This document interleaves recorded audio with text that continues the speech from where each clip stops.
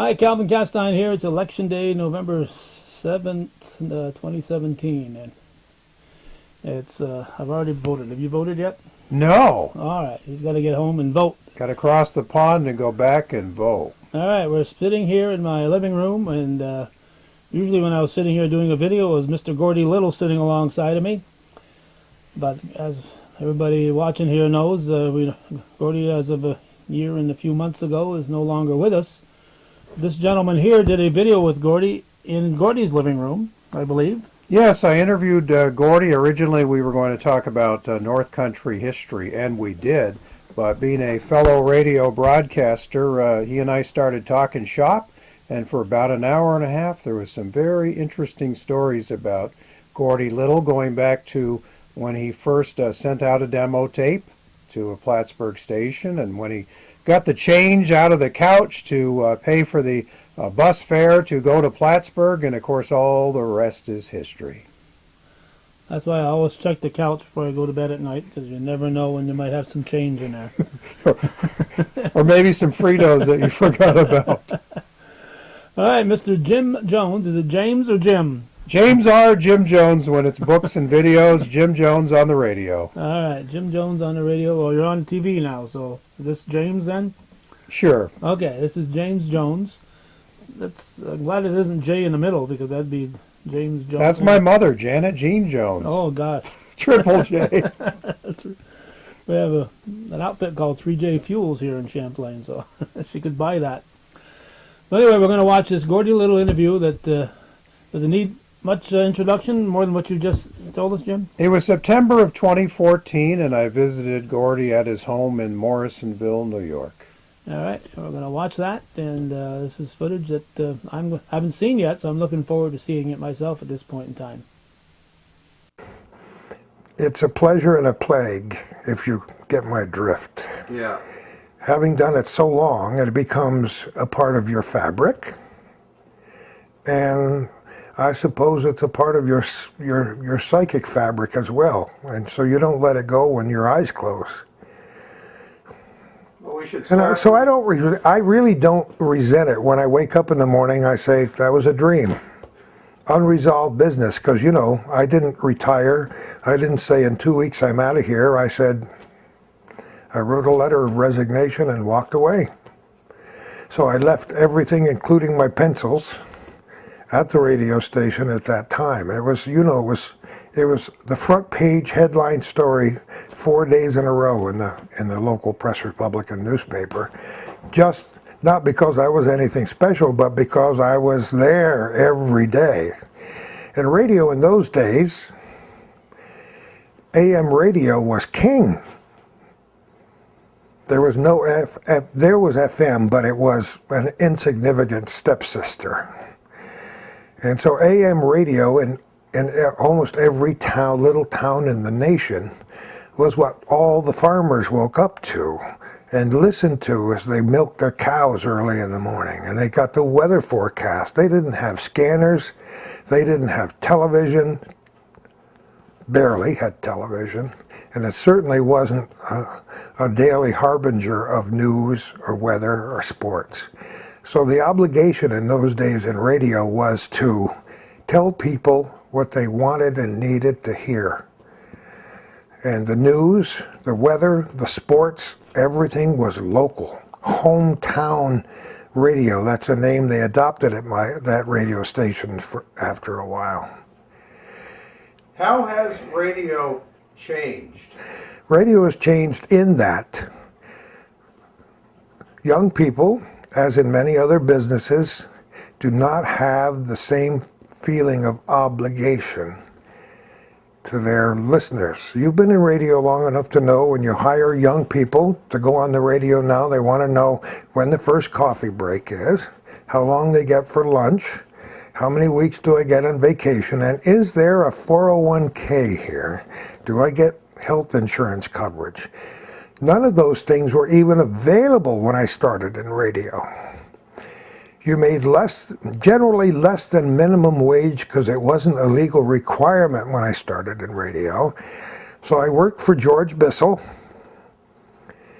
from the 4th of July, 1961 until late in October, 65 hours a week for $53. That was the gross. And it was 1995 before I ever grossed $25,000 in the radio business in a given year. You know enough young radio announcers and some older radio announcers who barely make that much now. And that's sad, considering what your requirements are.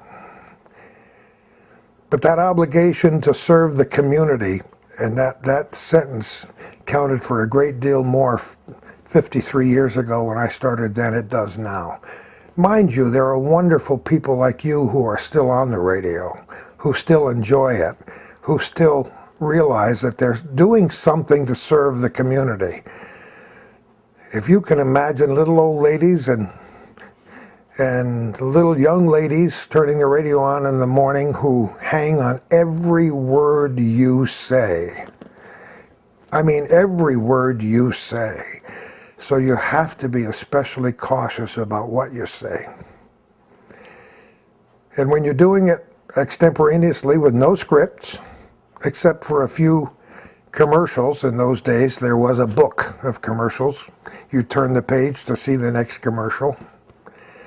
One time our copywriter wasn't a very good speller, but a good copywriter, and she wrote braziers for brazier, so I sold cast iron braziers one day. Have you had any good bloopers that you can remember on the radio, things that you said and you'd like to shove all those words back down your throat? A few. It would take some time to dredge them up again. I think I managed to put most of them behind me, but...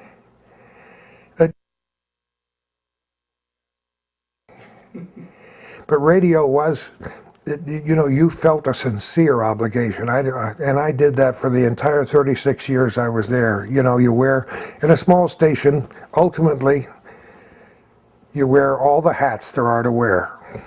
You know, program director, music director, news director, cleaning lady, whatever you want.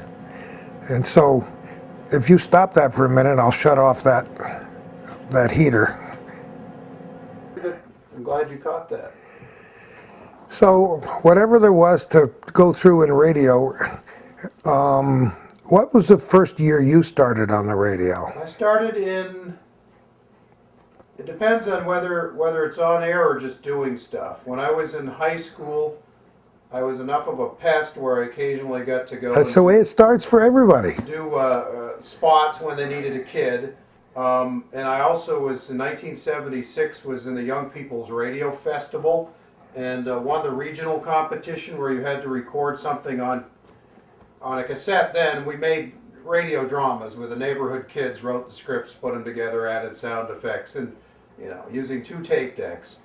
And they ran that on WSLU in Potsdam. No kidding. So that was where that all started. But In Potsdam, you weren't in Potsdam. no, I was in Burlington, but that was the nearest public radio affiliate that was involved with the Young People's Radio Festival contest, which was mentioned in Parade magazine in a Sunday edition.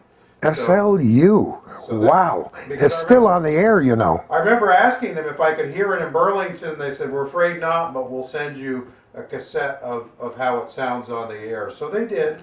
But I wasn't live as a jock until 1980 when I went to Linden State College. But that St. Lawrence University radio station is still on the air, as is the one in Clarkson that I was on while I was there. I think it's WNTC.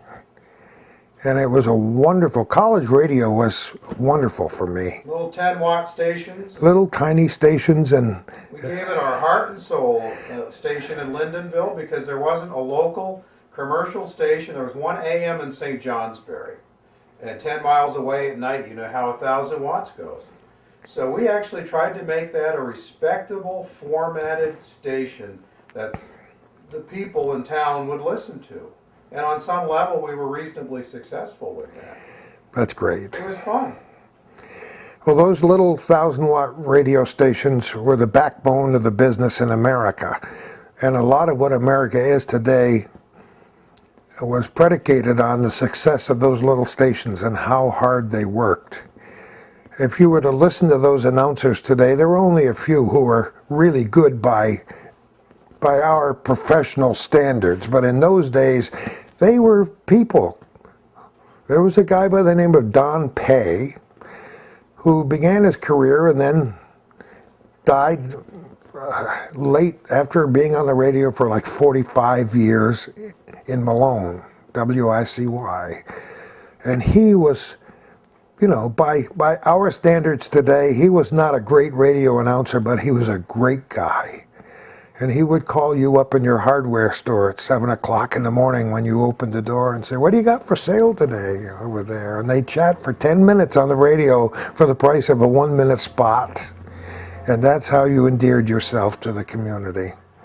But that's the way radio was way back when. And I'm not saying it's worse today, to answer your earlier question, but everything has changed to the point where rarely do news people or regular announcers care enough about what's happening in their community to tell the people.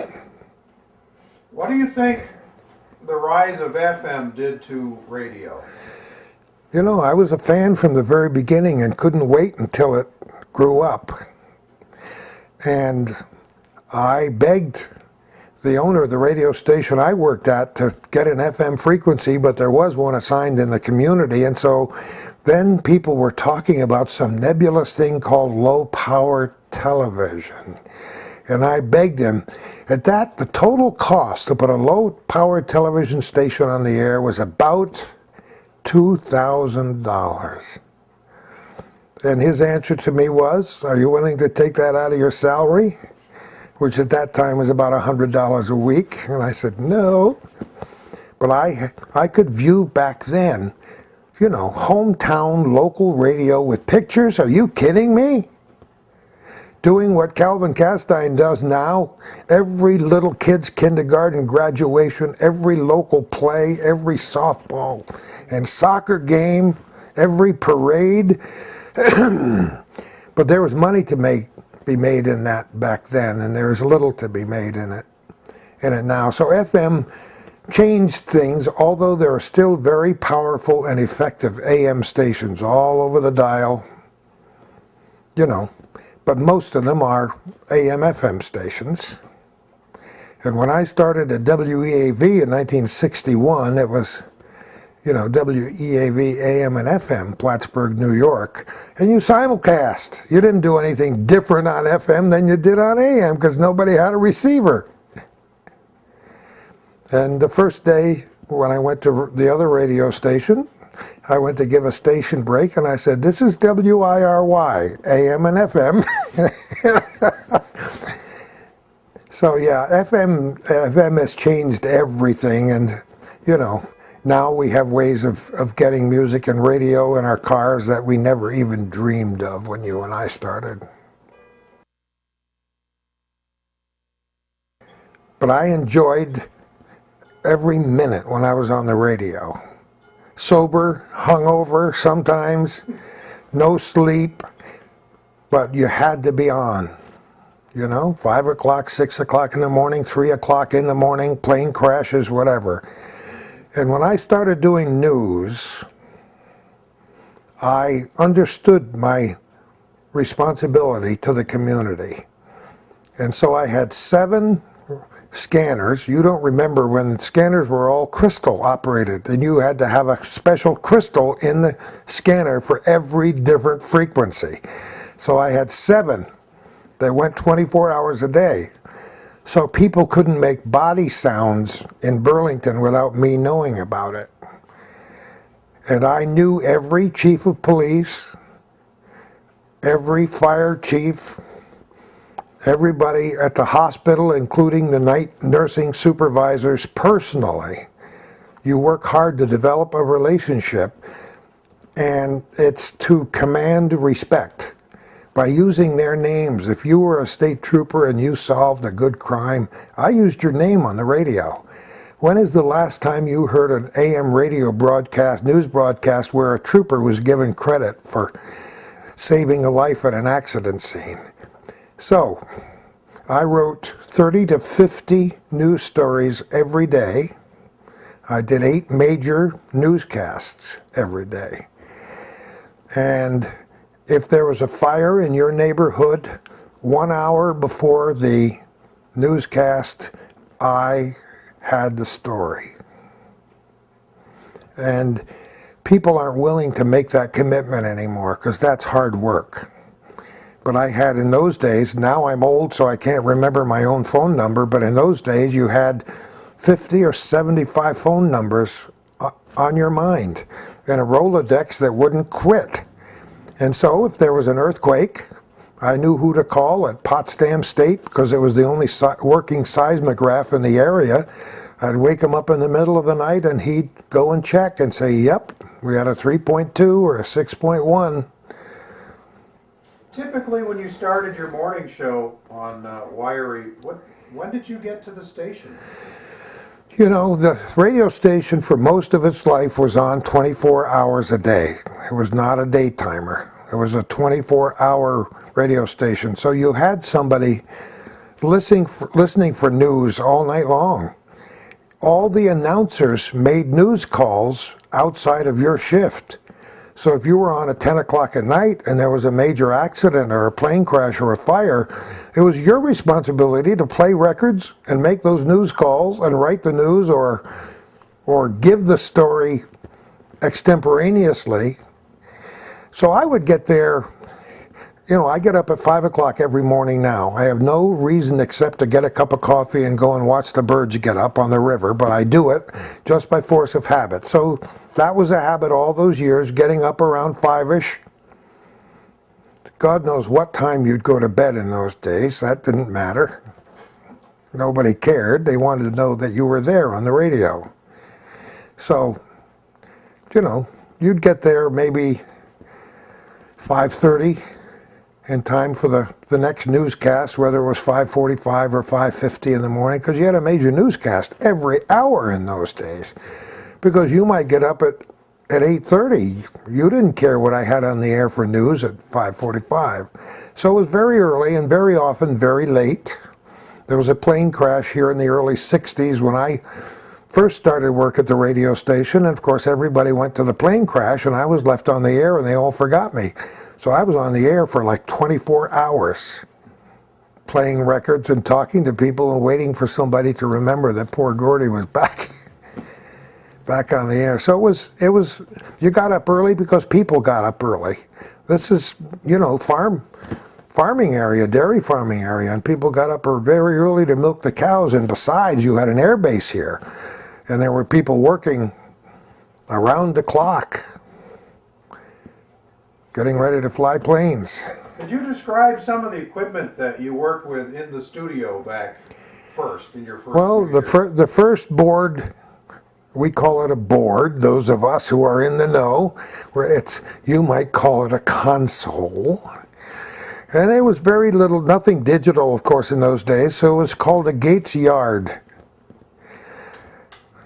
A Gates yard with all the knobs that turned, and you knew where they were in your sleep. And I thought it was so neat because when cartridge machines, as we call them, were invented, to the people watching this, they may know what an 8-track looks like, or they saw one in their grandmother's closet somewhere, but they looked like an 8-track, and we used cartridges. Some radio stations still use them today. And so we had a Gates yard, and we had cartridge machines with little micro switches, and you couldn't even rest your finger on it because it would fire. So that we could do, and I'm sure even when you started, you loved to do production, as they called it, mixing sounds and mixing songs and editing, and you could do more production before the digital age that many young announcers can't do today with everything done digitally. I mean, we could queue up tapes and queue up records and do a show. I mean, you know, in those days, a lot of the commercials were live, including background sound effects and music and 3 turntables. And you know, that's most of what I dream about now, you know, because I wouldn't know how to do any of that anymore, I don't think. nor would I want to. But so we had Ampex tape recorders of all sizes and descriptions. The Ampex was the granddaddy of all good reel-to-reel tape recorders, and you could put 15-inch reels on them or small reels, and they were very good, and they still are. And some radio stations still use Ampex reel-to-reel tape recorders rather than digital recorders. There were little Marty transmitters, you might call it a transceiver, that we used for remote broadcast. They were 5 or 10 watts. They were very good for a couple of miles. When you tried to do a remote broadcast past them, you were climbing trees, taping the antenna to the trees or putting them on the roof. Microphones, the RCA 77DX was the standard of all microphones. It's still the best microphone for voice that's ever been made. Ask Larry King, he knows. You always saw that RCA. And that's the one the radio station I worked at still uses every day as far as I know. They're a stalwart. And giant turntables, because in those days, even before tape, you had to cut commercials. That's where the word comes from. You actually cut it. You put a blank disc on this machine with a big heavy arm, and you dropped it down. You started talking, baby, and the vinyl would be flying in every direction, and you try to brush it off of there, and that's how you did your commercials. And then the tape recorders came along, and it made life a lot easier. But some of that old equipment is still in use in small AM radio stations around the country. The Ampex was good to go. Every piece was steel on those things. And somebody in the station was clever enough to build a wooden case for the Ampex, and you'd have remote buttons, and that was so cool. And rip and read, that was another term that nobody would know what we're talking about now. Well, who would know, and maybe you don't, what an old-fashioned teletype machine looked like. I called it a clickety-clack machine. You tried to get it out of the control room because when it was running, it sounded like like the Russian army was invading. And so we had soundproof boxes that they were in. But it was a teletype, and somebody would sit in Albany or Washington or Cucamonga and type, and it would be received over telephone lines by this giant box. And you fed paper in it. It had folded boxes of paper that were about this long and about this wide, and you fed it in and got it started, and it would go until the box ran out. And today, a young announcer wouldn't even think to go back there and check that. But rip and read was the order of the day. And that's where you got all of your ball scores, all of your official weather forecasts, all of your information like Elvis is dead. What a day. What a day when JFK died.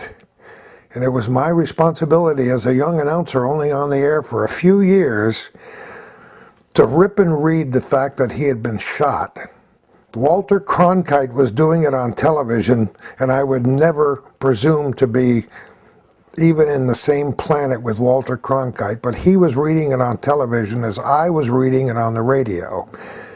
So anybody within the radius of this radio station that I worked at had to hear it from me, because people didn't have their television sets on in the daytime back then, and I read it, and I was truly professional the first time through. And don't ask me about the second time through. So emotional and powerful. So yeah, lots of that old equipment. Some of the old equipment, like the old Collins transmitters, the old Gates 1000-watt, 250-watt transmitters, was a long time before we got modern digital equipment. Could you explain, I know it, but for the camera, the concept of having to power down in those days? Power down 1,000 watts during the daytime and 250 watts at night. And yes, there was a noticeable difference depending on where you lived, and you had a process to power down. In latter days, we had to go to another transmitter, an old Gates 250-watt transmitter, to power down, change transmitters, and it was quite a process. There were a lot of buttons to press, and there were a lot of, in those days when things weren't digital, you had a patch panel. People have heard of radio or the telephone operators in the old days, plugging in, and well, you had to do a lot of that. Anytime you wanted to go to a network or anything else, you had to change the patch panel and put a patch in. And if somebody tore the label off the patch and you didn't know where to put it in, you were in deep doo-doo. So yeah, rip and read, and that's why, that's another huge difference between those days and these days. And I don't mean to draw such a stark contrast, because there are a lot of good radio announcers these days and DJs who are very good. But in those days, you read so much live. You read every commercial live. Not pre-recorded for many years. Like I said, there was a loose leaf book. The copywriter wrote the commercial, put the book together according to a station's log. Every hour of every day had to be delineated on that log, and you had to check off everything you did, turn to the next commercial and read it live, and hopefully read it fluently. So if nothing else, you learn to read. And most of the time when you got a new weather forecast or anything off the Associated Press wire or whatever UPI or whatever you were connected to, you had never seen it before. And you didn't know how to pronounce the names, and rarely did they put a pronouncer on there. The one thing that grieves me about radio and television announcers today, and I shouldn't even say this because once again it sounds like sour grapes, but they have no idea how to pronounce names, local names. They come to work in a community and don't know how to say Cherubusco. You know, they don't know whether it's Alberg or Alberg. They don't know how to say Rouse's Point, or Sable Chasm. And so when they're, and I hate to say this, but I watched an interview on television the other night where the girl interviewed a gentleman who had done something very special. She interviewed him in his home and pronounced his name incorrectly at least 10 times during the course. And the worst part of it is, Jim, nobody told him the difference. I don't know if you've ever broken up on the air, or if you ever caused anybody to break up on the air, but it was a tough business in those days, and so to relieve the tension, you broke each other up whenever you could. You set copy on fire. I would put a 2-second tape delay in a person's ears when he was reading the news, so he heard himself 2 seconds later, and you know, after 10 seconds, you're gone. You can't. You have no idea what you're saying or how you're saying it.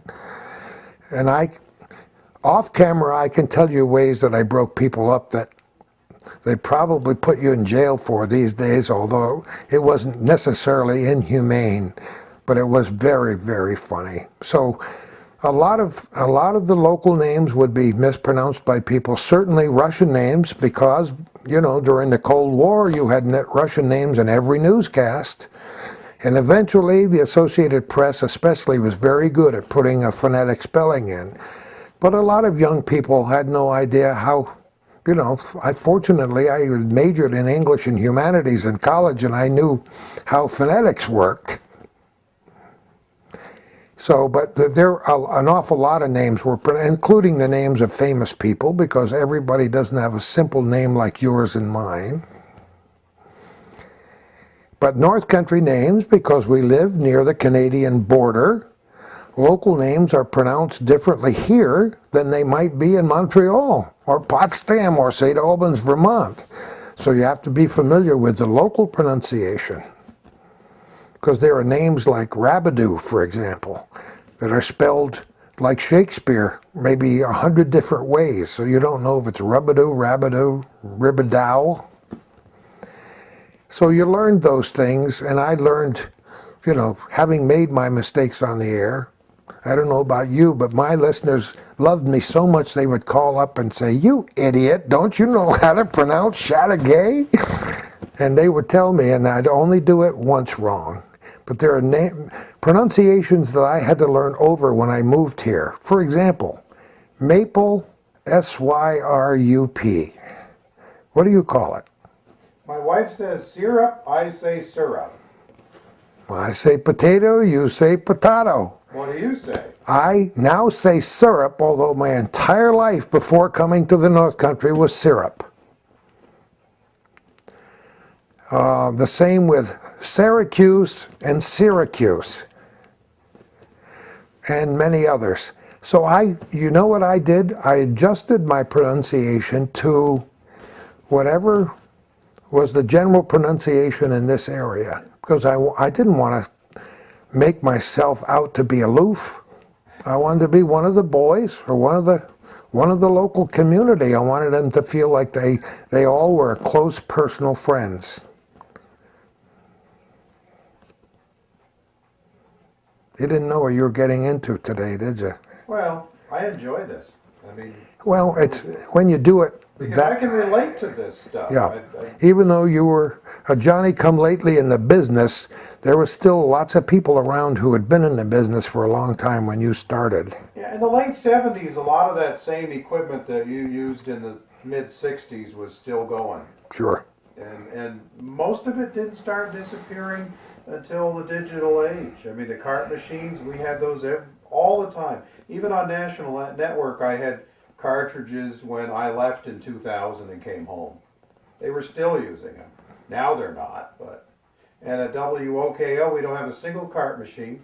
The only cart machine left in the building is in Joy, and that was because when they were running the Red Sox, the ID was fired 10-second ID on a cart machine. Everything else was... But now that they don't have the Red Sox, it's not even being used.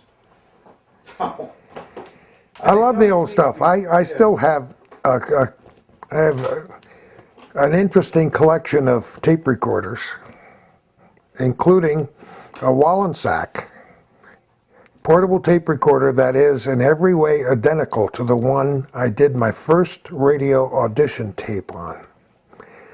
And I sent that tape from the trailer I lived in a trailer park on Long Island, to WEAV, which had advertised for an announcer in Broadcasting Magazine. And I did all the audition for my own turntables right in my own trailer. And when I got a reply back, it was in the form of a telegram.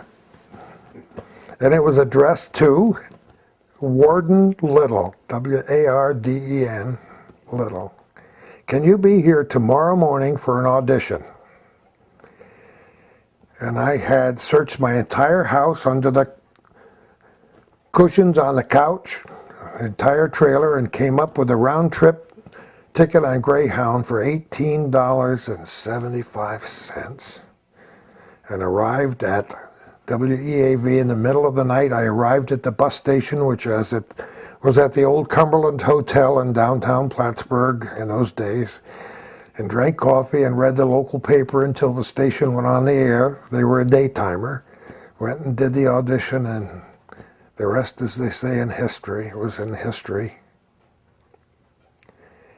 And that Were they at 960 back then? They were at 960, and the radio station, that is the broadcast part of the radio station, was at 38 Court Street. And this is an odd story. After working there, working at the next radio station, working at the radio station for 36 years, I became a crime victims advocate working in the Clinton County Department of Probation. And guess where I parked my car? In the parking lot at 38 Court Street, where I had started in radio all those years before. It's now the county parking lot. And they were at 960. But that's an interesting history that we can go into at another time, because they exchanged, WIRY exchanged frequencies with WEAV, which was then WMFF in the early days. So the 960 and the 1340 were exchanged, and Wiry eventually went to 1,000 watts. Joe Wiry went on the air on January 30th, 1950. And they exchanged frequencies, and there are a lot of people still alive who were around back then. I don't know how longer we'll last, but I hope for a long time. What about some of the other local media types of the time, like Bird Burdan, for example? Bird Burdan, come on. Bird Burdan, your Atlantic weatherman. Bird Burdan was a dear, close, personal friend. He and Chet Bosworth, who was the morning man on Wiry for many, many, many years, he was legendary, were close friends. And in those days, when the television station went on the air in the old McMartin building on Upper Cornelia Street, it was then not WPTZ, but WIRI. Isn't that confusing between Wiry and Wiry? And Bird Burdan did many things on television, as did Chet Bosworth in those days. They weren't sure that young upstart medium of television would be successful. So they worked, a lot of those guys worked part-time on the radio, and they'd run up the street and work part-time on television. And everything was live at the beginning. Then they began to do some things on film, as you know. So those old guys, Chet Bosworth and Bird Burdan, great story about Bird, because they said, Bird, you're a weatherman. I mean, they weren't meteorologists in those days. They were a guy who had a chalkboard and a piece of chalk and could make what looked like a cloud and say, you know, Bird went on one night and said, folks, from what I understand, there is about a 10% chance of a few snow flurries tonight. And as he was live, the phone rang. So he said, hey, excuse me a minute. And went and answered the telephone. And he said, oh, thank you, ma'am, very much, and hung up. And he went back in front of the television camera and said, lady just called from Dannemora, and she's got 9 inches of those snow flurries on her back porch. So those guys were great. They were the kings. Tiny Hair was another guy in the radio business who was responsible for me moving when I got fired from one job, coming over to the other radio station. He was born with brass accoutrements, I swear. And the radio station I worked at was the first small radio station in America to send a reporter to Vietnam. Can you believe that? I armed him with a bag of 400 tiny reel-to-reel tapes and one of those miniature reel-to-reel tape recorders, and we told him to interview everybody from this area who was in Vietnam.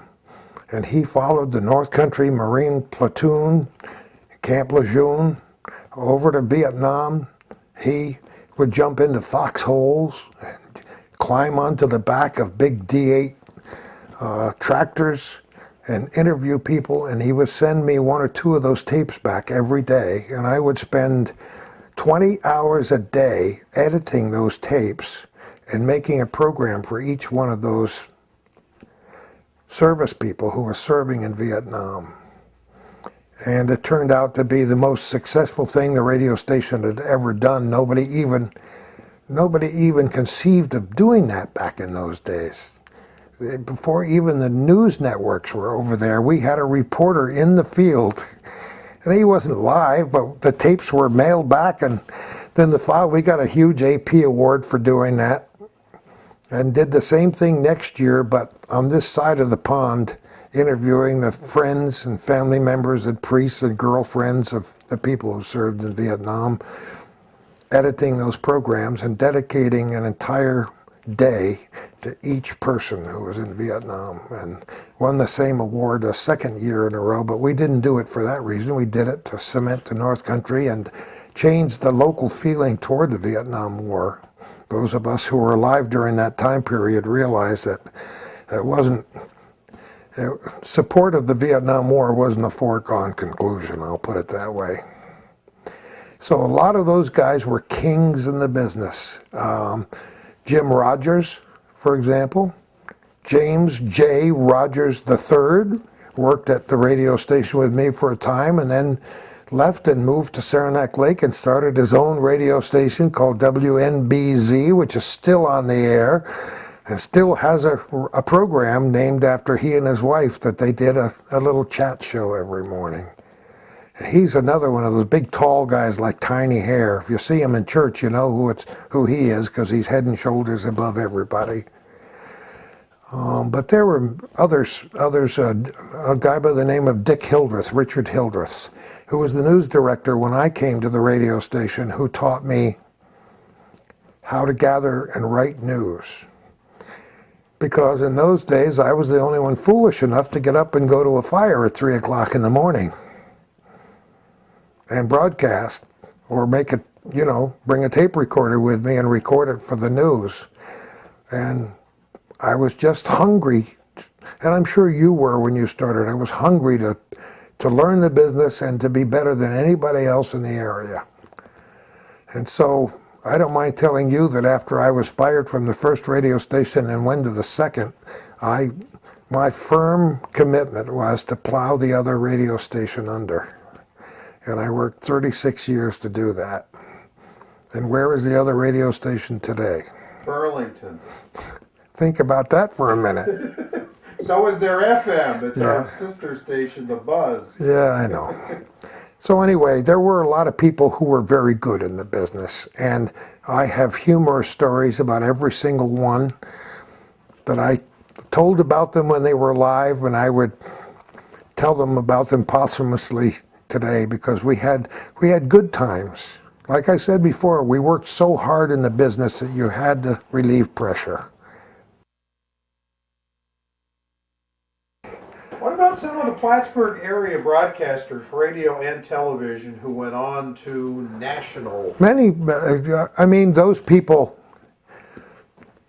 many young people were hired by the local television station, fresh out of college, with journalism degrees, who floundered but learned the business by the seat of their pants, just as I did by doing it. Worked here for a year or 2 or 3 or 5 and then went on to bigger things. I think instantly of Jeannie Mose. Still, the vast majority of people around here would call her Jeannie Moose.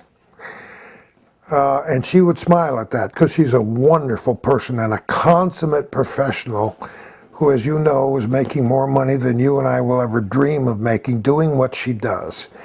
The first time Jeannie Mose was sent on assignment, they sent her to the Clinton County Fair. And she rolled up her pants legs and jumped in with the pigs into a pigsty and did a report in the pig poop on television and cemented herself, endeared herself to every viewer from then on. She was never afraid to tackle interesting or hard stories, and that's been her trademark even today. Don Fratangelo. Does that name ring a bell? Don Fratangelo went to school with our youngest son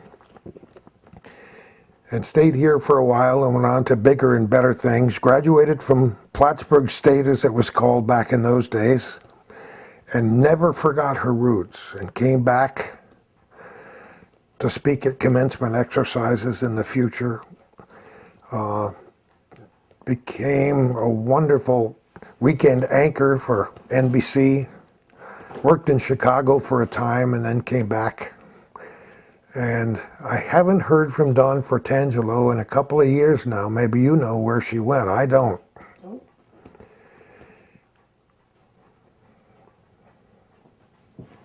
Nope, I just remember her from, must have been what, the early 80s, sometime in the 80s maybe? Erin Connors, one of the most recent ones who left this area, and she was just a charming and wonderful person whom I'm in touch with daily on Facebook. That famous or infamous way to get around and get knowledge back and forth, but she's in the Boston area doing something completely out of the business. but she was one of those genuine people who was very good. There were a lot of people who went from radio to television back to radio. Some people went from radio to television and stayed in television for quite a few years. Do you know Jack LeDuc? I know who he is. Jack LeDuc worked at WCAX. He worked at Channel 5 here for a long time. He and I used to joke because in those days he'd have to film a news report and rush to the local Clinton County airport to put it on a plane. It would land in Burlington and somebody at the plane would get to the plane and pick it up and run to the television station and try to get it on for the news at 6 o'clock. Well, Jack LeDuc is one of my dearest and oldest friends who is still doing television for Mountain Lake Public Television, Channel 57, after all these years. He lives on Bloomingdale Avenue in Saranac Lake, has always had a dog with him wherever he goes, and is just one of those people who is so iconic, you know. As a matter of fact, when they celebrated, I don't know what year it was, when he was on WCAX, and there was a postcard or something with his picture on it. If you don't know WCAX, you don't know Jack, or something like that. It was one of those cute things that I've never forgotten. But he's one of those good guys. He's one of the good guys. And he's done everything. He worked for the Associated Press. He spent years in Central America. He's one of the world's most brilliant still photographers, as his wife is as well. So some people just don't stop, you know, and you hope they never do. But a lot of those names come back to me, and a lot of those people, I don't know if you ever knew Neil Drew. I was going to ask you about Neil. I know he ended up in Malone at the end there. Neil Drew came to work with me on the radio as a very young announcer, having started his career somewhere in New England. And he came in, and the first day he sat down, he introduced himself as Neil Drew Mikeside, and I thought that was his name, Neil Drew Mikeside. I didn't know there was a comma in there, Neil Drew Mikeside. So that became a standing joke with Neil and me. And he was afraid of the guy that owned the radio station, the manager of the radio station then, and he left. And you have to remember that we built a radio station in Lake Placid called WIRD. It was our sister station, so I went back and forth helping to put that station on the air. And that was really interesting because it was in the Olympic Arena. And outside the studio window, which was open all summer, was the local fire siren. So try to do a station break at 12 noon when the siren goes off. The first time it happened, so I think I needed a change of underwear before I finished the station break. But Neil Drew was in the business for a long time, and he had, as we all have, some ignominious years. But he tried to do the local television thing, as you know, up in Saranac Lake, Lake Placid area for a long time, but we stayed friends all those years until the day he died, and that was very sad. But but Neil Drew was on the air, he was on television, he was on radio, but it's hard, Jim. Once you get it in your bones, it's hard to move it out of the marrow of your bones. You almost have to be doing something in the business. And you've stated... You and I are doing similar things. I'm still in radio part-time, but I mean, you and I both have grasped the visual medium and have written books, and I authored several railroad books and co-authored a pro wrestling tell-all book with one of the satellite announcers who had been ESPN's first wrestling announcer, and he just died earlier this year, Larry Shipley. Oh boy! But his name on air was Larry Nelson. It was called the book Stranglehold, and so it's similar in some ways. And we're not the only ones, certainly in radio, who have gravitated towards those other mediums over the years. But Well, unlike you, I would never go back because it was a psychic and physical disaster for me when I walked away from radio, because I never intended to do that. I'm sure, like a lot of other people, I had planned to die in front of a microphone, playing records and doing the news and so on. But it just wasn't to happen. Circumstances arrived at a place where I said, I called my wife and said, I'm coming home. That's all there was to that. And that was the end of that long radio career. So it takes the rest of your lifetime to adjust to that. But I would never go back in the business for that reason. Although I have to tell you this, and I didn't before, when you asked if I ever substituted or filled in. Doug Cole was a program director at WIRY when I went there. He was and is a brilliant man who could sing commercials, who could write scripts. In those days, you scripted a lot of programs that you did. You scripted them and produced them right there with whatever equipment you had at your disposal. So he and I worked very hard, and he taught me so many things, including humility in the business. And it's hard to be humble sometimes. And so we went our separate ways. And Doug Cole became a college professor and who knows how many other things down around the Albany, Troy, Schenectady area. And one day, last year, he called me up on the phone. We had seen each other sporadically over the years. And he said, how'd you like to do a radio show? I said, what in the name of God are you talking about?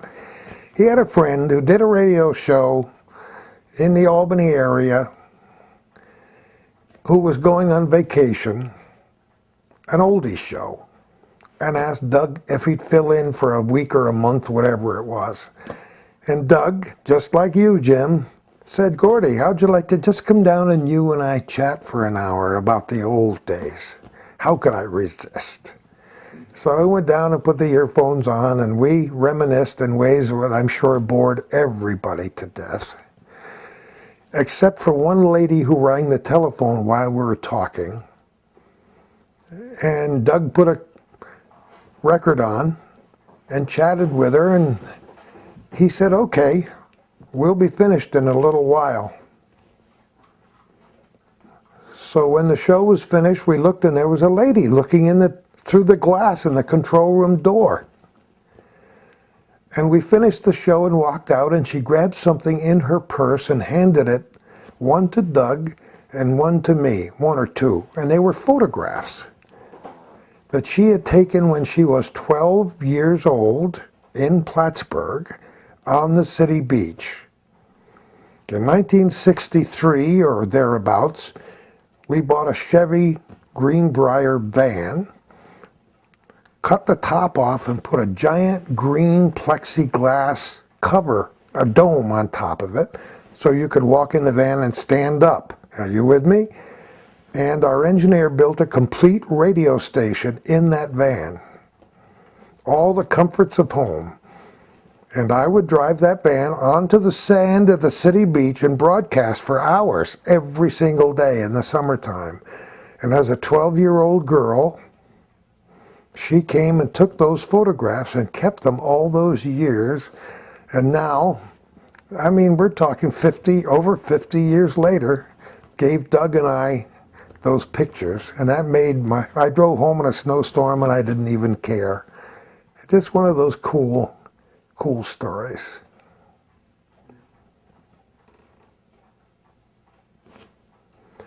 A lot of people back then that you and I both recall, many of them are deceased. It's a hard business. You have to be made of something special, and I have no idea what I'm made of.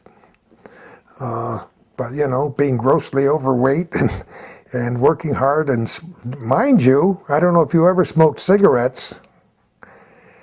I smoked 3.5 packs a day. And I sucked cigarettes inside out. That's how many, I had wonderful lung power. I was, an athlete in college, and nobody, at least I didn't know smoking was bad for you. I thought it was great. So I had cigarettes going in every room in the radio station, and besides drinking 30 cups of coffee every day. Think about that for a minute. Except back in the 1970s, there was a wonderful program in local schools attempting to convince kids to go and tell their parents that smoking was bad for them. So our kids came home and said, we'd like to have you be around when we graduate from college and get married and so on. And I thought about it. And on February 8th, 1975, I said to myself, I think I'll try to quit. I went to the radio station, and everything I did relied on taking a drag on that cigarette. You give the weather forecast, start a record, take a drag on the cigarette. And so that day was one of the worst days of my life, physically and psychologically so painful. But I had made a commitment to my kids and to myself. I didn't tell my wife. I told no one I was going to quit. That day I walked home. I didn't walk home, walked into the front yard and opened the door, and Kay met me and we hugged. And I said, guess what? I haven't had a cigarette today. And she looked at me and said, guess what? Neither have I. We both quit the same day and haven't had a drag since. And that's probably a contributing factor to our longevity. Oh, I'm sure of it. I remember being the only full-timer on Joy at the time Who didn't smoke? who did not smoke. You would go in that studio, and that was all you could smell. There was always an ashtray in there.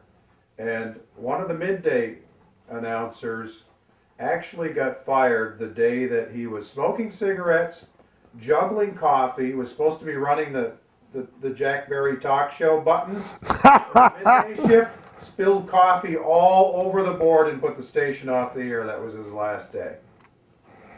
I don't know when they stopped allowing smoking. I'm guessing in the mid-90s, sometime when I was out west. And now there's no trace of smoke in that building. Well, it's a wonder we didn't burn it down. And the acoustic tiles must have soaked it right up. And yes, I've spilled coffee. When you're running. I mean, I literally ran. I would write maybe 30 or 40 commercials in a day and record them while I was on the air playing records. I mean, you were, I don't know if we were multi-talented or just plain stupid, but you did everything there was to do. You wore whatever hat was on a table when you walked in. You recorded the commercials. You talked to people who came to the door. You did what you needed to do. And yes, I've spilled a lot of coffee in a lot of places. I just thought of another name. Roy Urbanus. His mother ran Carmen's Grocery on Elizabeth Street in Plattsburgh for many, many years. Just died a couple years ago, almost 100 years old. Roy was like you. He had great ambitions to do radio and television and anything else there was to do. He recorded a wonderful narration with music during the sesquicentennial of the town of Plattsburgh in 1964. Which is still a standard today. He had a great voice like you do. Left here, went to several radio stations in the Albany area, came back, was in the Marine Corps, worked with me and for me maybe 3 times that I know of, and we've remained friends ever since. Eventually moved to Texas, East Texas, and started a recording studio and did a lot of good national, international spots. But he's just one of those guys who never got enough of the business, one way or the other. Roy Urbanus. And of course that name didn't go well. There were things that rhymed with it that didn't set well with him, and so he called himself Roy Reynolds on the air. I always kidded him about it. Use your name, Roy. And after you leave, I'll think of at least 15 names of people that I knew who were very good in the business. What are the names of some other people who are still living, who have a good history in broadcasting, who might be willing to be a part of some kind of broadcasting history documentary? That would be for Burlington-Plattsburgh market. You know, unfortunately, I don't stay in touch with many of, because when I started, most of those people who were my mentors are long since gone. I mentioned the name Doug Cole. I mentioned the name Jim Rogers. They're both still around. And some of the names, some of the people you and I would know mutually, but I don't stay in touch with them anymore, and I don't know who would. There was a gentleman by the name of Art Pierce who worked on the radio for a long time. He was an albino, and he wouldn't mind me saying that. He was a wonderful man. He's the only one I ever knew who graduated from broadcasting school. So he knew how to enunciate. He had this wonderful, deep, sonorous voice that we all admired when we got into the radio business. And I worked with Art for a great many years. He was an expert on repairing organs and player pianos, and he and I have a rich history together. He died a few years ago in a nursing home, and I miss him terribly, so he wouldn't be able to do it. And so I don't know if I have a good answer to your question. Some people have stayed in business. Some people whom I hired or who worked with me in the radio business are still in the business, but they're, you know, most of them are in their 40s and 50s. Yeah, it's hard to know what to do with this, but I know I want to do something because I do have, particularly in the Burlington market, so many people that I know with great stories. Rod Hill and I were talking one day, and you know, it's just he's got an amazing collection of Burlington Railroad radio memorabilia and old sound checks and you name it. And I had wondered if there might be some similar collection of stuff for Plattsburgh. There are collections, and I have radio memorabilia here. Obviously, I was in the business for a long time, and so I've got a lot of old sound checks and tapes and recordings that I made way back when, and a few commercials. And in those days, we tried, I don't know if you ever tried to do multi-track recordings when you didn't have multi-tracks, but I did. And I sang for many years before I got in the radio business, so I used to try to sing commercials sometimes. And I did a Carling's commercial as a spec once with like 8 tracks. And of course, when you're overdubbing all those tracks, the first track's a little bit muddy by the time you finish, unlike the digital age. And I wish I had that commercial today because it turned out pretty well. It's a good place to stop with this because, as you probably can see, the blinky, the tape is almost out. No problem. We went 65 minutes talking about broadcasting, as I knew we could. That's good I'm good for 3 days talking about the business. You know. All the record companies that wanted our attention and they loved, record distributors loved small-time radio stations because they would be trying to make way in any market for a young group or a singer. And so they couldn't break in Chicago or New York or Los Angeles because the DJs wouldn't talk to them for less than $10,000. So they knew we were easy marks in small radio stations. And you know what? The small radio station, especially in the Plattsburgh market, 1340 AM, we broke a lot of ground with music. And so if we played music a lot, being this close to the Canadian border, we could make or break hits in our small town. So I was in contact with these distributors constantly. They became my close personal friends. And I would never play a record just because a distributor said this guy or this group is good. I would play it because I thought my audience wanted to hear it. But if I liked it, I would play the heck out of it, and made a lot of hits in this area, which turned out to be national hits. and got to interview all the big stars that came through here. I have their autographs and I have letters when they became big stars later on saying, thank you, you were the only one who would play my record in Plattsburgh, New York. And, you know, I was the first DJ in the world to play a Linda Ronstadt song, for example. And a lot of the big country stars would come through here in their way to try to go to Burlington or go to Montreal and drop a record off. And if I liked it, I would play it. And people like that who are humble don't forget. And so some of those nice letters are my most cherished possessions. So distributors would send you huge stacks of 45 RPM records, you know. And I would get as many as 500 a week. And you may not believe this, but you know, when you're working 15 or 20 hours a day, I had time while one record was playing to listen to another record to see if I liked it. And we had top 10 radio shows that were the biggest radio show. I mean, I had a Coca-Cola campus club with 3,000 members in this tiny town. And every month we'd pick a winner and wine them and dine them. Not wine them, but take them out to dinner, you know, at the Queen E in Montreal and show them a really good time because we'd pick their name out of a hat.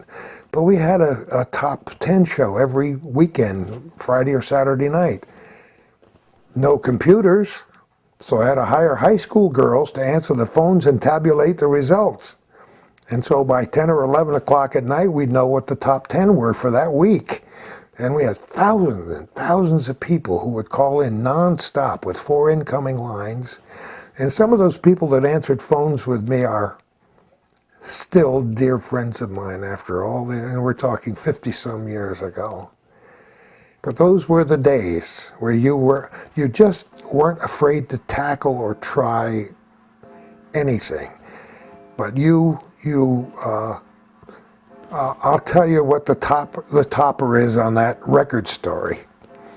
We had a set of stairs that pulled down in the coffee room in the radio station, and you'd pull those stairs down and you go up into the attic, and that's where you stored old equipment and things you didn't want or need.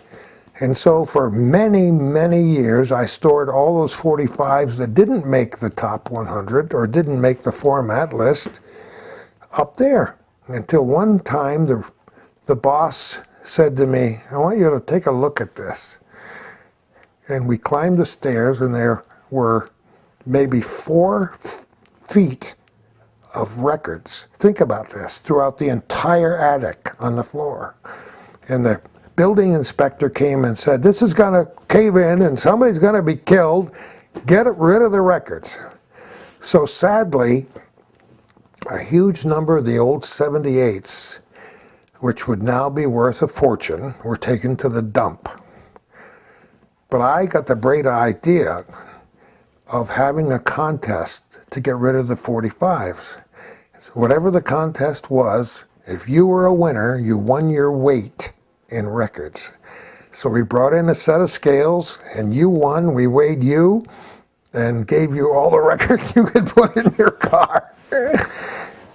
And so lots of people have 45 RPM promotional copies somewhere in their collections that they won because we gave all the records away. But we still had to take a lot of them to the dump. That was a great contest. That's another thing you and I haven't talked about, and I don't know if any radio stations you worked at ever had successful contests or not. But the contests we ran very often received national recognition because everybody in the area would play, because we gave away sizable prizes. And because our listeners, we had, I don't know if you remember do you remember all the Pulse and Hooper ratings, radio station ratings in the olden days? You don't. Radio stations are still ranked according to listener surveys that are done. But in those days, even though there were a number of radio stations on the air and here in Burlington, this radio station I worked at, just so you know where I'm coming from and why I worked so hard, had as much as 98% of the radio listening audience in areas where we didn't even have a signal. Because people wanted it to be known that they listened to that radio station even though they couldn't pick it up without driving down the road of peace in their car. So those contests, we had a wiry treasure hunt that ran for years, and we almost went to jail because we gave clues. We hid the prize, which was maybe $1,340. That was big money in the 60s. It's big enough money right now if somebody handed me a wad of it. But we'd try to sneak out in the middle of the night and hide the envelope with the check in it somewhere in the lake on a stick, in a book in a library. People were digging up the city hall lawn, for God's sake. They were stopping traffic on the Northway. So it was very successful for years, and we finally had to end it because it got so successful it caused numerous traffic jams and so on. But we ran many contests like that over the years and had great fun doing it. We had sports quizzes and lots of things, giving away lottery tickets and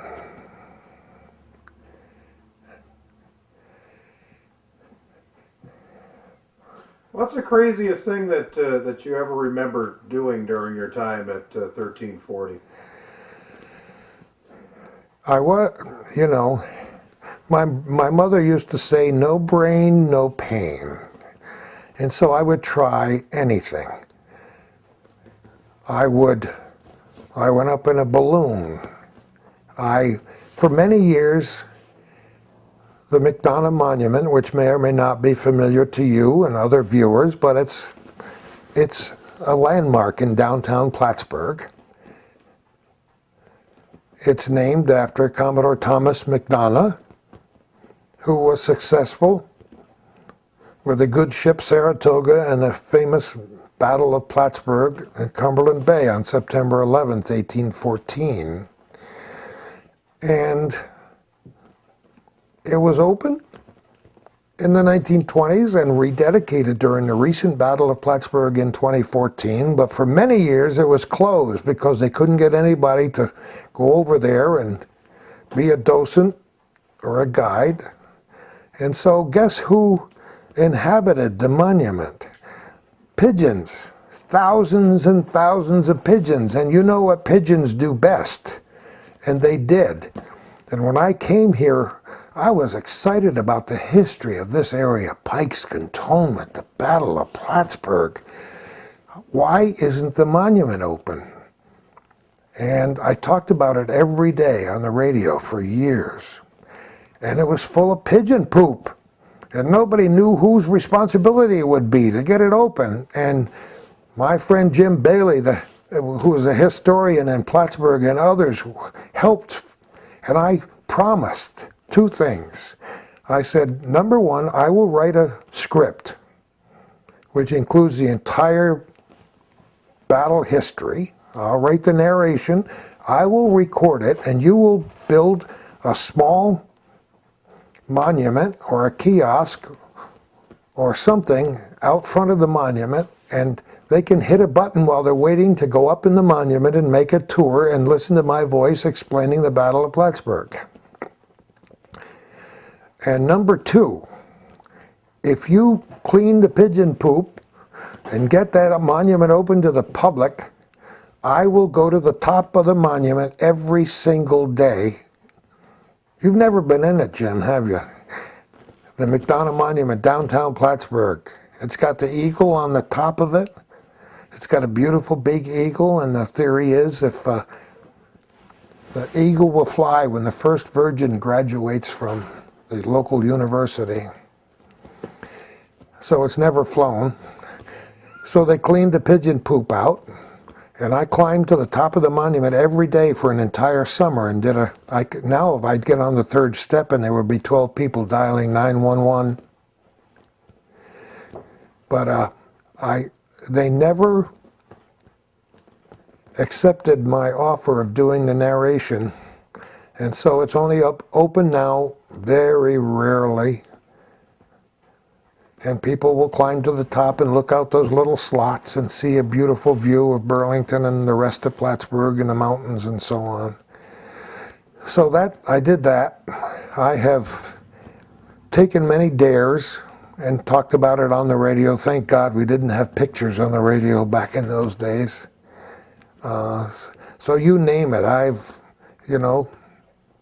in various contests of other people had, if they wanted me to show up and do something, I would do it. And I'm still alive, and that's the best part of it all. Okay.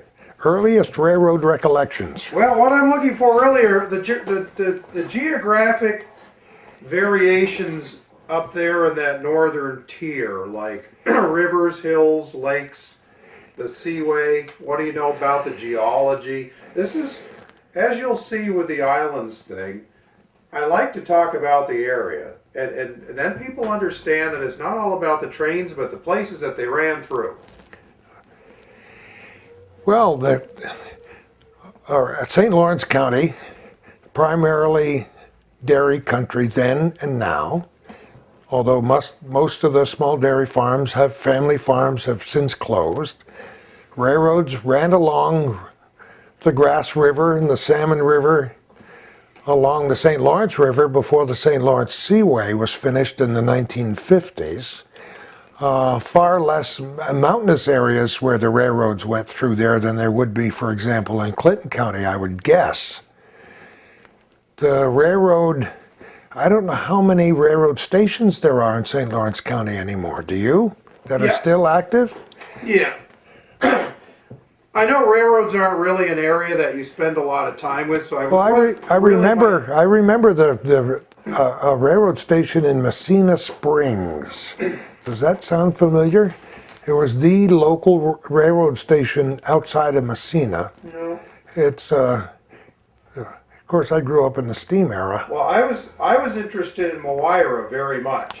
Moira, I don't remember much railroad connection in Moira because my world was very, very small. I lived right in the community or went to an old high school that had been built before the Civil War. It was torn down and centralized after I left. And so I didn't have much connection with the railroad. I don't know if there was a railroad station in Moira. Was it down on the road heading toward Bombay, do you think? Yes. That's the one I remember. Yeah. What do you remember about that area? Well, I remember the area. It was had a lot of gradations, a lot of changes in elevation. And the phrase I remember poignantly from high school was, I think I'm going to go up south. And that always seemed very strange to me in those days because the terrain lifted as you went south. So you went up south. The community itself, there were no high hills anywhere near there. St. Regis Falls was a lot higher than Moira. Parishville was a lot higher than Moira. Just in general, I'm not even thinking about the geography, but just the town of Moira during the time that you were living there. What was it like, and what do you remember seeing around the station area on the road to Bombay? There were many farms, many dairy farms, everywhere. Many people were working in the dairy business, or they were working in Alcoa in Messina and drove back and forth every day. They were close-knit communities then because people didn't have very much means of traveling away from their community. So many farmers and many people never went anywhere except maybe to Malone, which was 11 to 14 miles away, and rarely to Potsdam, which was something like 28 miles away. So Potsdam was a faraway place for people. Many people had one car, so the women and the kids stayed home while the father drove the car to work. So they had no access of transportation of any kind. And I never took a train from Wyra to anywhere. But I remember the steam trains being there. And I remember there were dairy places that process milk and cream in that area, several of them, and they were, of course, very closely connected with the railroads because everything was transported by rail in those days, even before trucking, you know. What about the Seaway? Do you remember the construction of the Seaway? I worked on construction of the Seaway. I worked 6 years on all the major construction projects in the North Country, including the former Plattsburgh Air Force Base. I worked on construction during the building of the St. Lawrence Seaway on both the Long Sault Dam, which most people don't even know exists, from the beginning to the top. I worked on one of those devices that breaks the rock up. And I'm sitting there running this jackhammer in the middle of the night, and I felt a tap on my shoulder, and the foreman raised his voice over the din of the construction and said, "You know what? You're the only blankety blank person I've ever seen who was sound asleep on a jackhammer. You burned the candle at both ends. You never went to bed. We lived in an old house in Nickelville on Route 11B. It's an old turnpike that goes all the way up to Potsdam, with no running water, no place to have a shower, outside pump and an outside privy. And you took a bath once a week at somebody's place if you found somebody with a bathtub.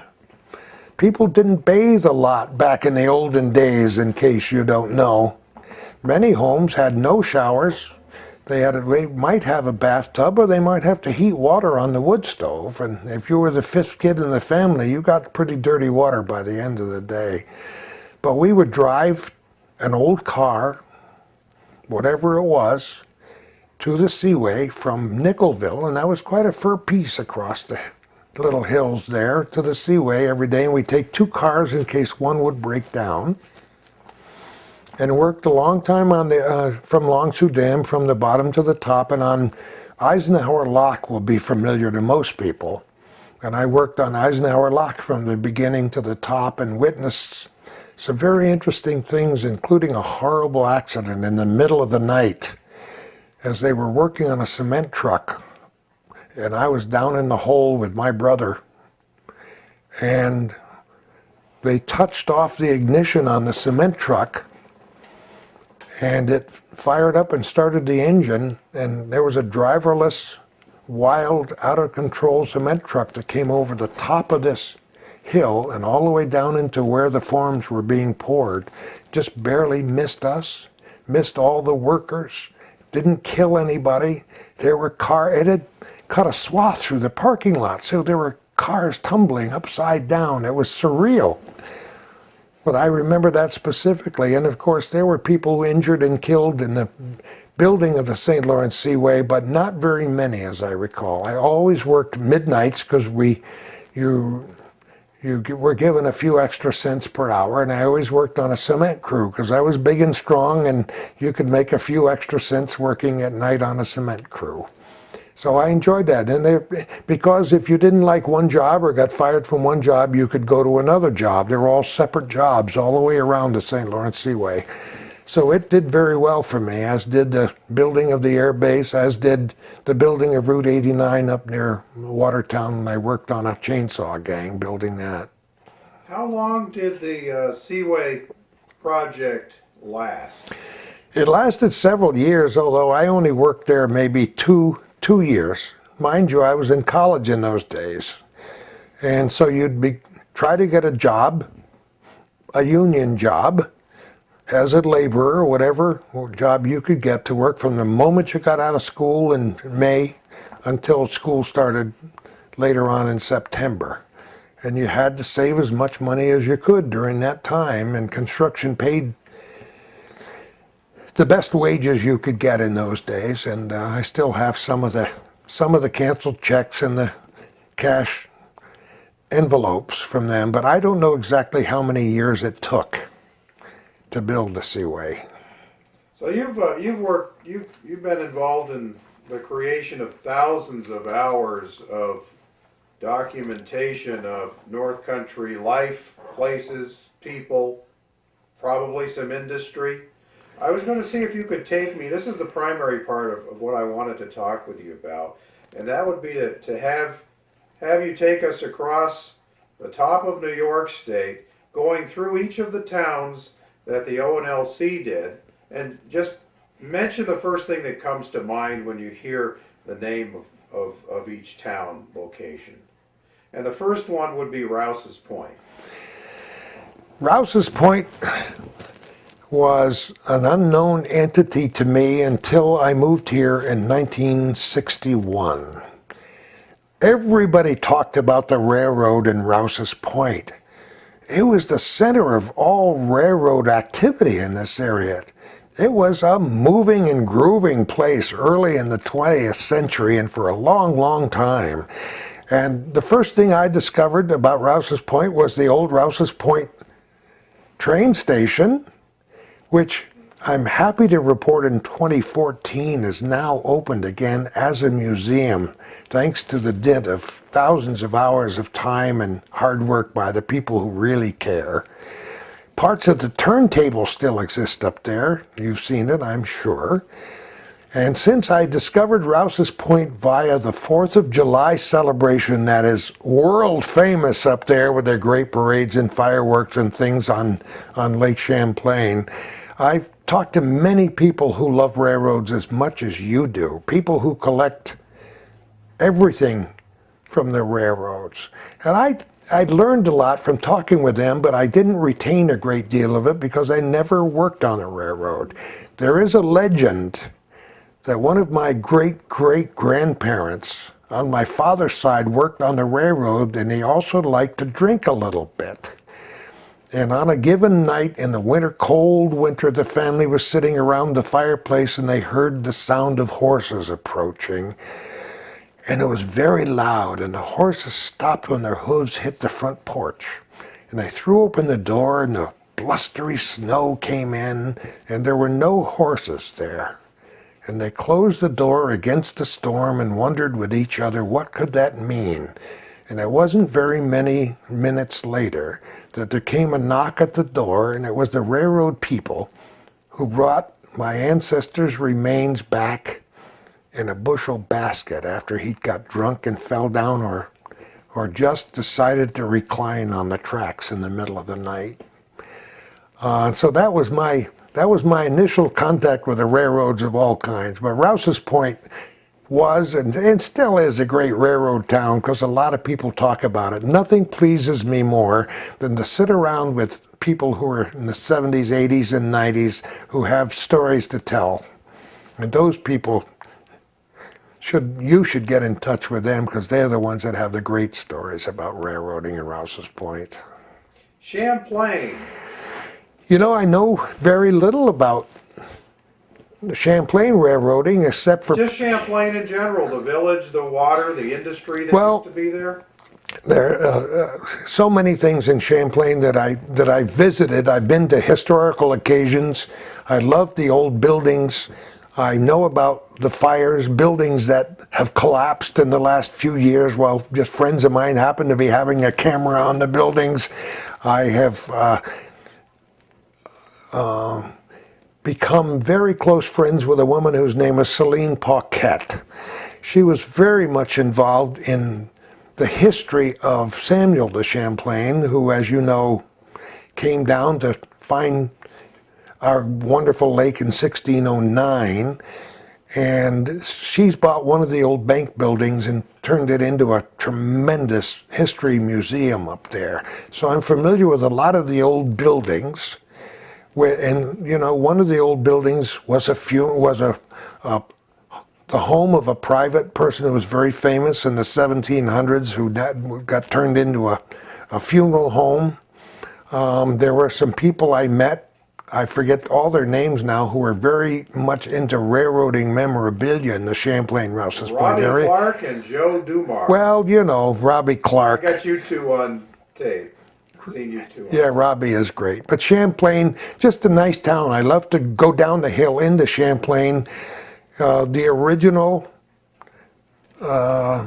Champlain Monument is right there on the grounds of the Catholic Church, Roman Catholic Church.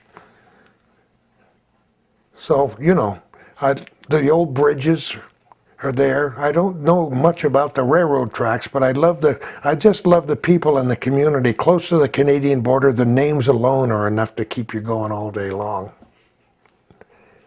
So we're heading over to Moores now. We've crossed the Chazy River twice on big bridges on the railroad, and then we're into Moores Village. Moores Village. We got Larry Marnes' station there. Oh, Moores Junction, you mean? Yes. Larry Marnes is such a wonderful guy.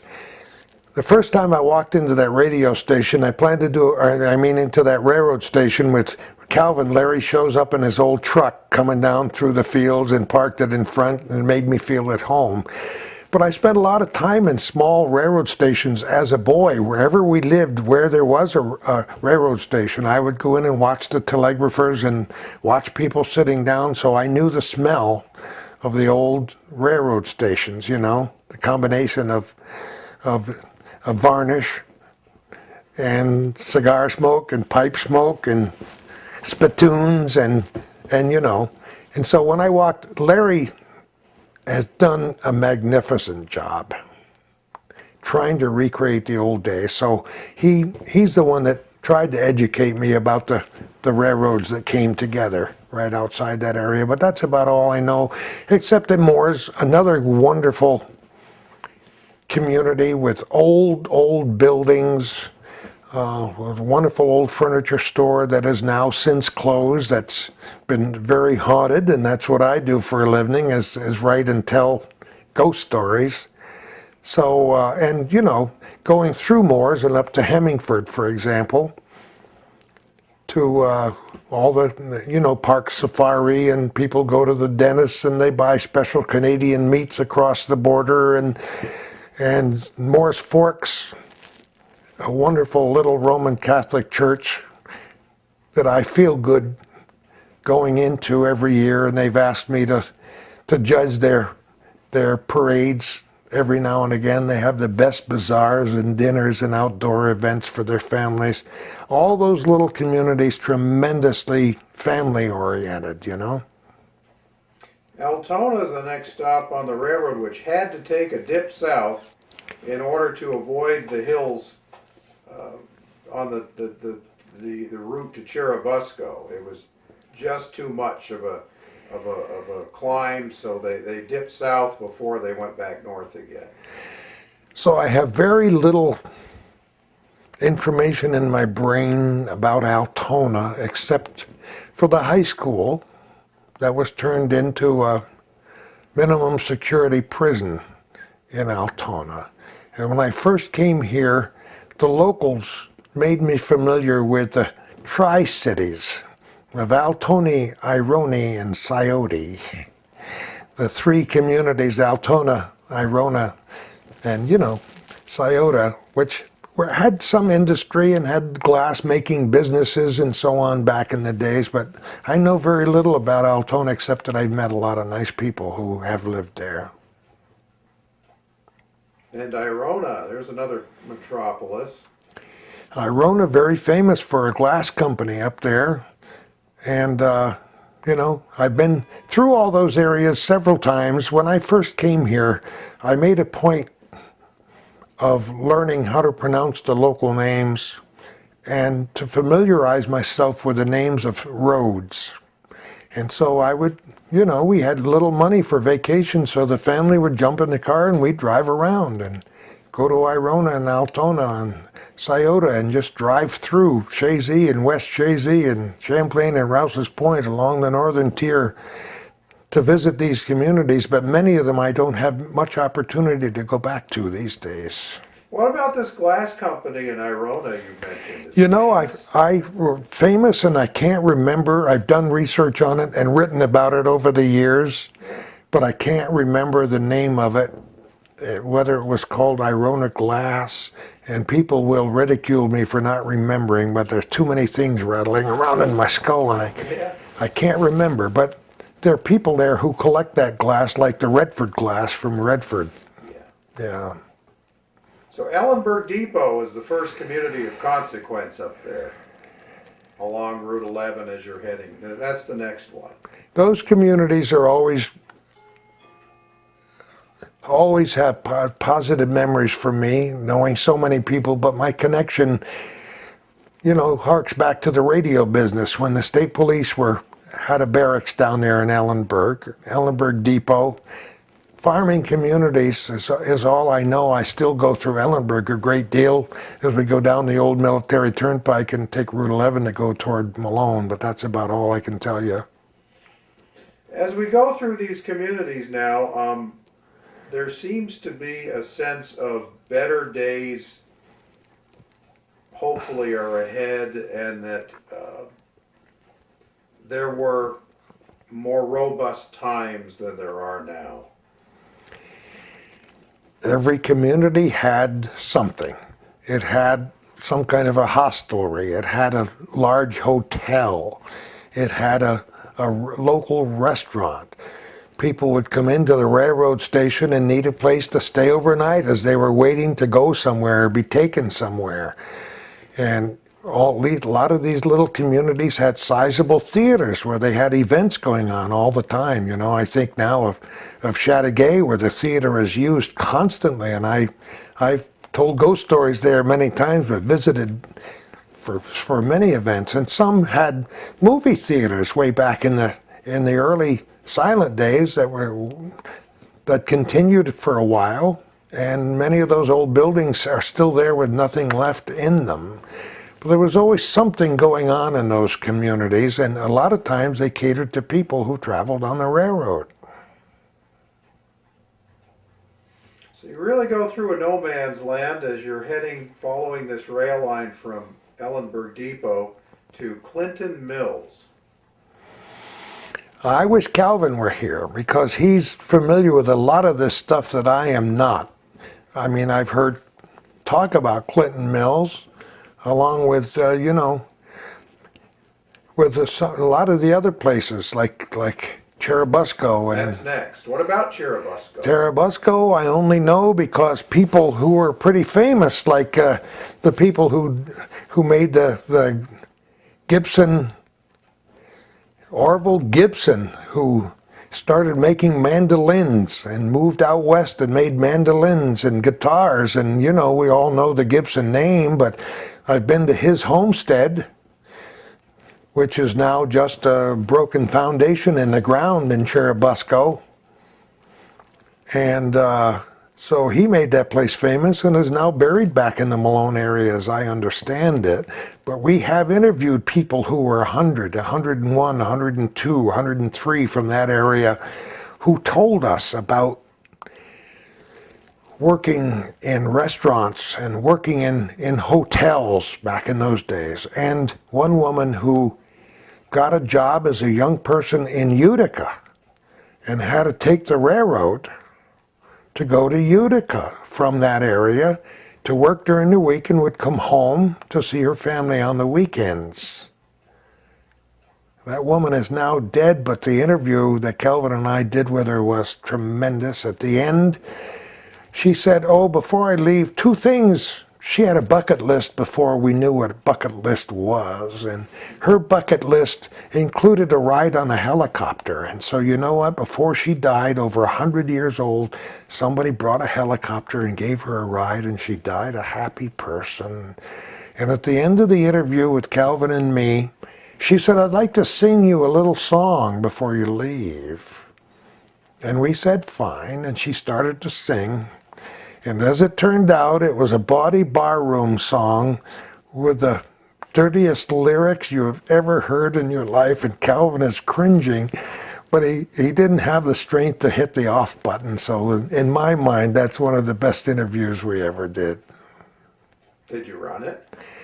I'm not sure if he ran the whole interview or not. I hope that he did.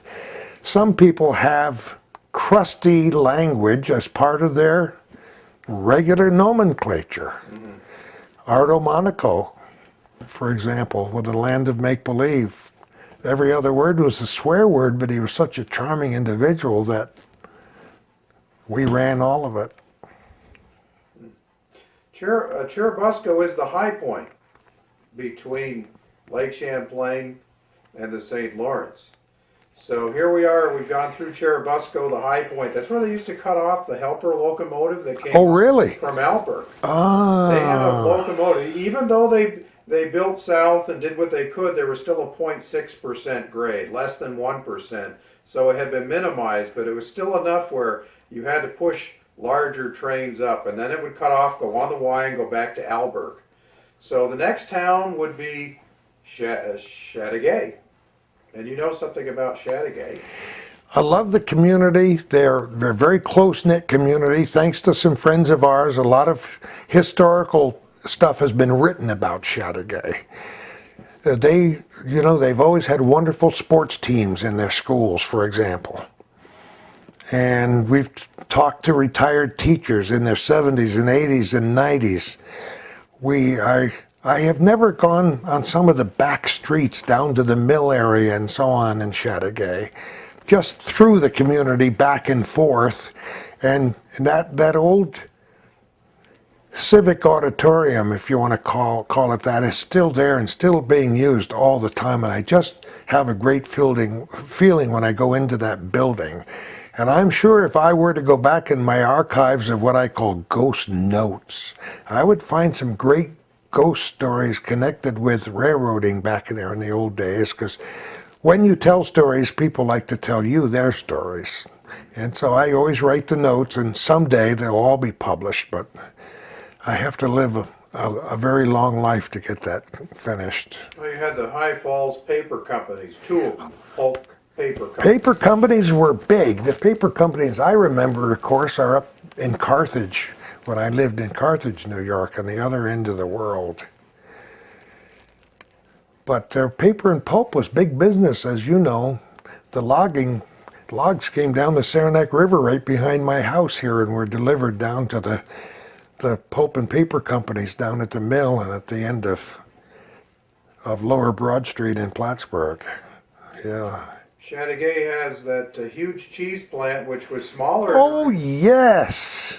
It was, and still is in operation. And I know the people who run the plant now, and have written magazine articles about them, but, macadam cheese, come on, there is none better. Employing a lot of local people still, and that's great. It really is very good cheese. I love it. It's got me hungry. Okay, Burke. Because I know we're running out of time here. Burke. Well, I don't know much about Burke. I've been there, and those places, many of those places I haunted often when I was in high school. My first car was a 39 Ford Coupe, and I loved to drive it.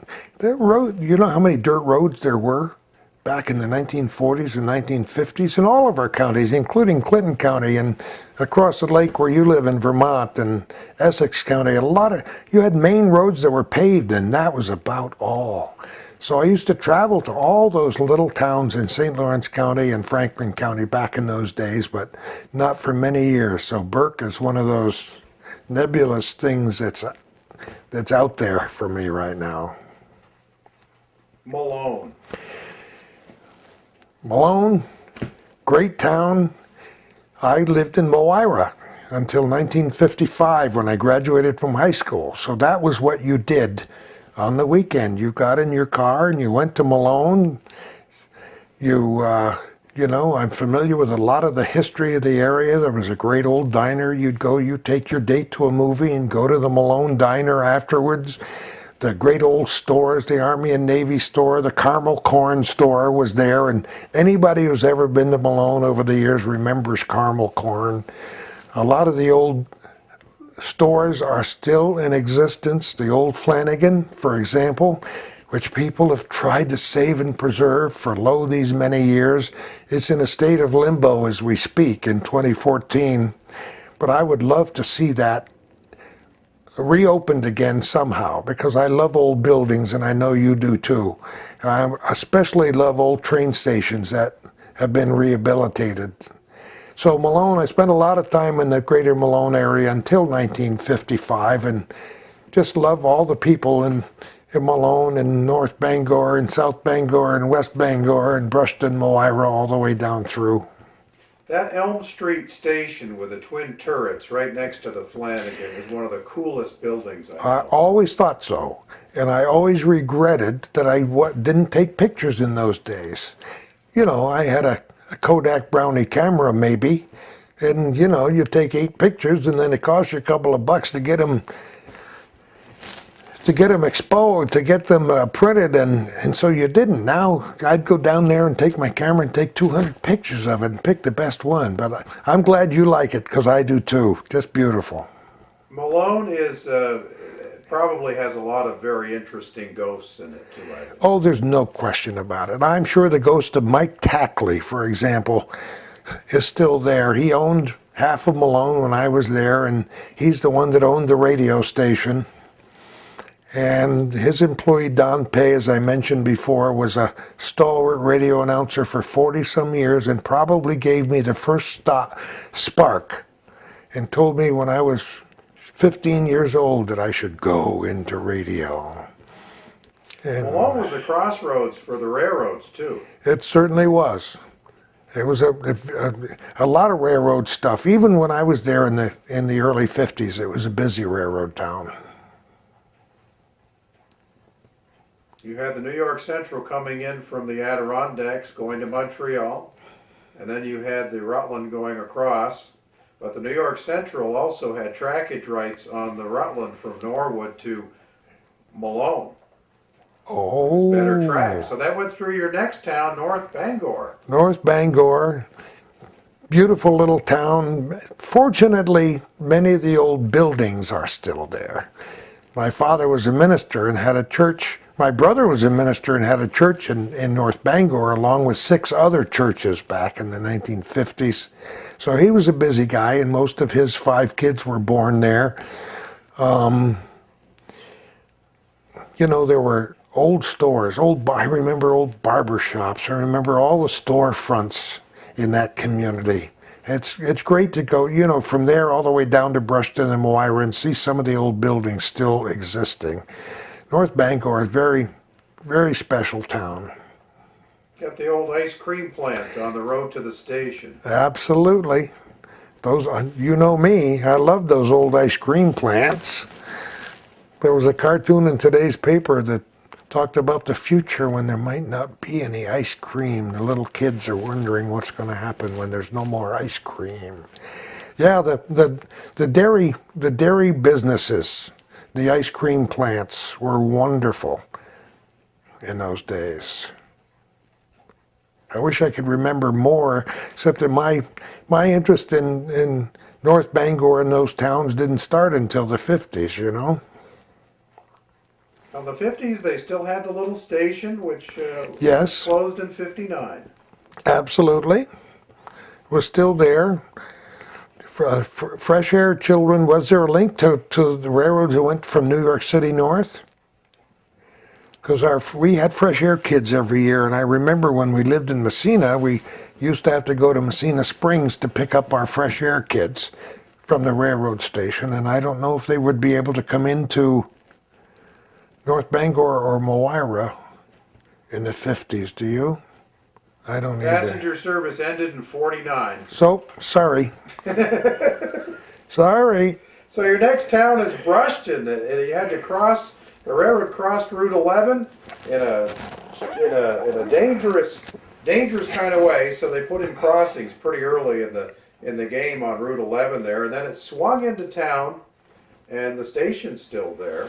A nice downtown. Sadly, I've witnessed more than one horrible accident in Brushton in the days when those tracks crossed dangerously, and people were not as cautious as they would be today, for example. And I watched as people burned up in their cars after being hit by passing trains in Brushton back in the day. And then when I was in high school in the 50s, and even after that, the new Brushton Moira High School is there in Brushton. That didn't exist, of course, when I went to the old Moira High School in Moira, just down the road. Brushton is in the town of Moira, isn't it?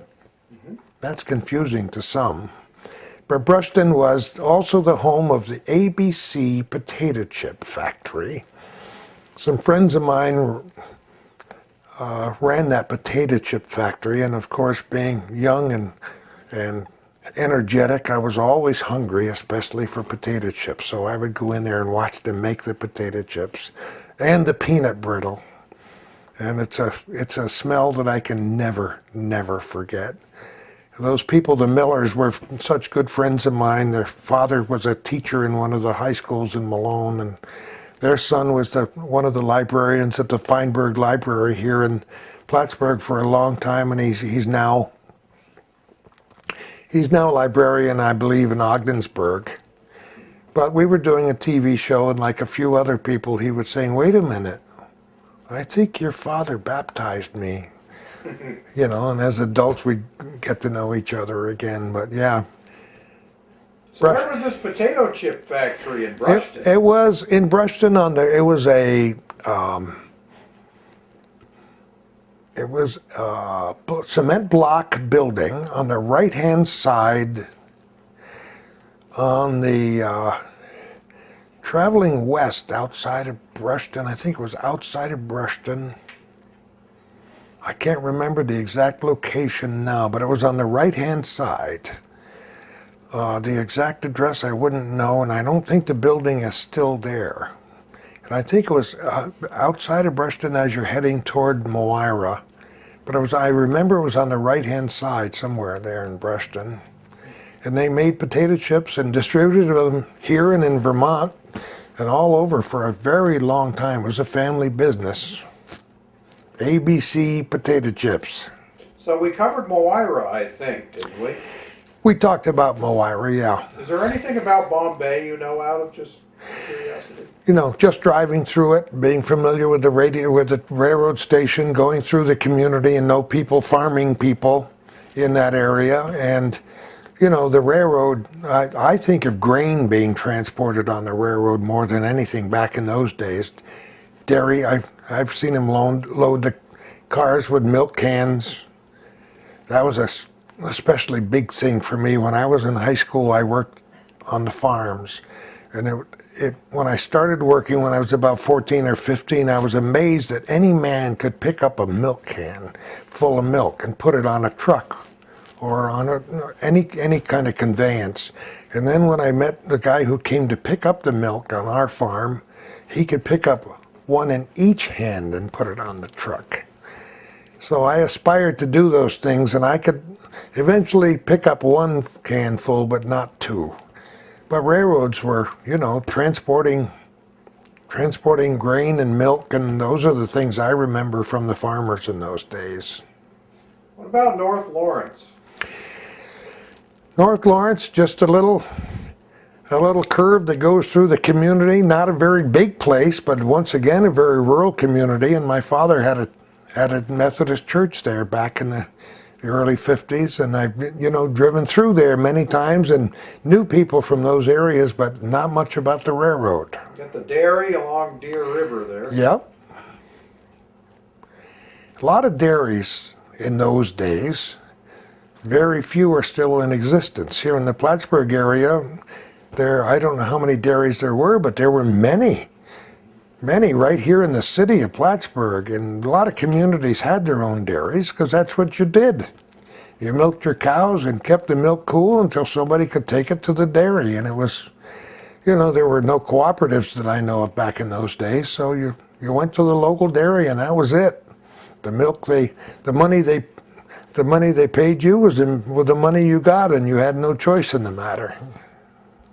I think the last place probably I would ask you about would be Winthrop along the St. Regis River. Once again, very familiar little community, but I don't remember much about it except that going through there many times as a young person and meeting people.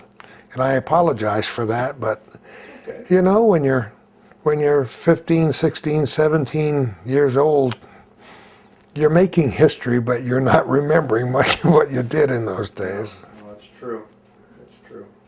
Well, I should probably clear out so you can eat before your 1 o'clock appointment. Well, What you time know, is it now? it's 5 minutes, it's 9 minutes and 10 seconds before 1 o'clock. Ooh, is your clock set to broadcast time? My, The You- international, what is it? you The know, international clock? you've been on the radio, so you know, to me, everything has to be on time. My watch can never be more than 2 seconds off The atomic clock. the atomic clock. Yeah. So I constantly set my watch, and I've always been fascinated by time, and so I have many clocks in my house that chime. And so time is, and I made a life study of time and what time and space is, how the only reason time is chronological and goes in a straight line is for our own convenience, so we know when to end this interview and have lunch.